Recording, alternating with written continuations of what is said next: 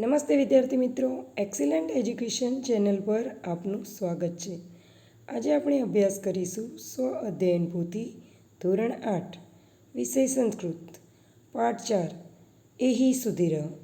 તો ચાલો આજનો અભ્યાસ શરૂ કરીશું. અભ્યાસ શરૂ કરતાં પહેલાં જો તમે ચેનલ પર નવા હોય તો ચેનલને સબસ્ક્રાઈબ જરૂરથી કરી લેજો, જેથી કરીને નવા વિડીયોના અપડેટ તમને તરત જ મળતા રહે. તો ચાલો આજનો અભ્યાસ શરૂ કરીશું. પ્રકરણ 4 એહી સુધી રહ. પ્રશ્ન 1. નીચેના વાક્યોનું સુંદર અક્ષરે અનુલેખન કરો. અનુલેખનમ કરોતું એટલે કે જે વાક્યો આપ્યા છે એવા ને એવા વાક્યો ફરીથી આપણે બાજુમાં સારા અક્ષરે લખવાના છે. તો આ જે પ્રશ્ન છે એ મોસ્ટ આઈએમપી છે. અનુલેખન કરવાનું 5 માર્કનો પ્રશ્ન હોય છે ને હોય છે. તો અનુલેખન એટલે શું? તો કે જે ફકરો કે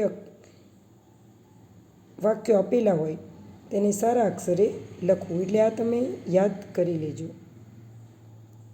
તેના પછી છે પ્રશ્ન 2. આપેલ શબ્દોના સંસ્કૃત શબ્દો શોધીને લખો. સંસ્કૃત અર્થ લિખતું. 1. રમતનું મેદાન તો ખેલાંગણમ. 2. પૂજન કરીએ તો અર્ચામ. 3. કૂદવું તો કુદર્નમ. 4. આચરણ કરવું તો ચરંદ. અને 5. મેળવીએ તો સંગીનુયામ. પ્રશ્ન 3. યોગ્ય જોડકા જોડો. પદાની યોજયતું. 1. ફરીએ તો વિરામ. 2. ફૂલ તો કુસુમમ. 3. આવ તો એહી. 4. તનહી તો તન્વા. 5. કૂદવું કુદર્નમ. 6. બગીચો પુષ્પવાહિકા. તો આ જે અર્થ છે અહીંયા આપણને જોડકા જોડોમાં પૂછેલું છે, પણ પરીક્ષામાં ગુજરાતી અને તેના સંસ્કૃત શબ્દ પૂછે છે. તો આ પણ તમે ખાસ યાદ કરી લેજો. પ્રશ્ન 4. નીચે આપેલા પદ્યખંડ વાંચીને પ્રશ્નોના ઉત્તર સંસ્કૃતમાં લખો. તન્વા મનસા હિતમ ચરંતઃ સદા ગુરુન અનુગચ્છામ. ભારતમાં તુ સેવા સત્કાર દેશહિતાર્થ જીવામ. તો પ્રશ્નાર્થ. સદા કાન અનુગચ્છામ, હંમેશા કોનું અનુસરણ કરવું જોઈએ? તો સદા ગુરુન અનુગચ્છામ, હંમેશા ગુરુનું કહ્યું માનવું જોઈએ, એટલે કે એમનું અનુસરણ કરવું જોઈએ. 2. કિમર્થ જીવામ, શેના માટે જીવવું જોઈએ? તો દેશહિતાર્થ જીવામ, દેશના કલ્યાણ માટે જીવવું જોઈએ. 3.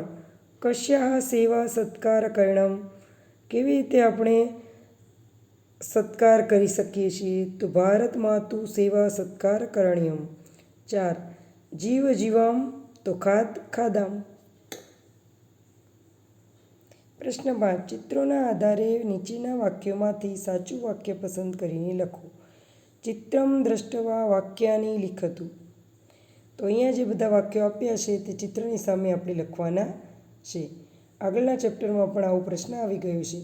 તો આવો પ્રશ્ન પણ મોસ્ટ આઈએમપી છે અને આ પણ પ્રશ્ન પણ પૂછાય છે કે ચિત્ર જુઓ અને સંસ્કૃતના વાક્યો લખો. ક્યારેક વાક્યો આપેલા હોય છે અને ક્યારેક જાતે પણ લખવાના હોય છે. તો પહેલું વાક્ય છે સદા ગુરુન અનુગચ્છામ. બીજું દેશહિતાર્થ જીવામ. ત્રીજું ખેલંગણમ ગચ્છામ, એટલે કે રમવા જઈ રહ્યા છે. વિઘ્નનાશકમ અર્ચામ અને પુષ્પવાટિકામ ગચ્છામ. પ્રશ્ન 6. નીચે આપેલ પદ્યખંડ વાંચીને પ્રશ્નોના ઉત્તર સંસ્કૃતમાં લખો. સંસ્કૃત ભાષાયામ ઉત્તરાણી લિખતું. વિદેશેષુ ધનમ વિદ્યા વ્યસનેષુ ધનમ મતિ. પરલોકે ધનમ ધર્મ શીલમ સર્વત્ર વૈ ધનમ. પ્રશ્ન 1.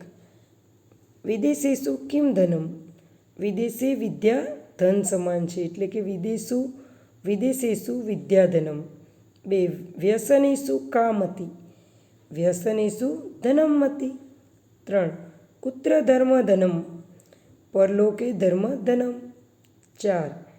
કિમ સર્વત્ર વૈ ધનમ. શીલમ સર્વત્ર વૈ ધનમ. પ્રશ્ન 7. નીચે આપેલી કાવ્ય પંક્તિ પૂર્ણ કરો. કાવ્યપંક્તિમ પૂર્ણમ કરોતુ તન્વા મનસા હિતમ ચરંત સદા ગુરુન અનુગચ્છામ ભારત માતુ સેવા સત્કારમ દેશિતાર્થ જીવામ.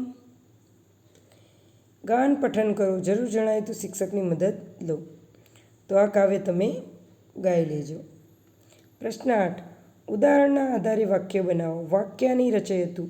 ઉદાહરણ: વિઘ્ન વિનાશકમ અર્ચામ વિષ્ણુમ અર્ચામ દેવમ અર્ચામ.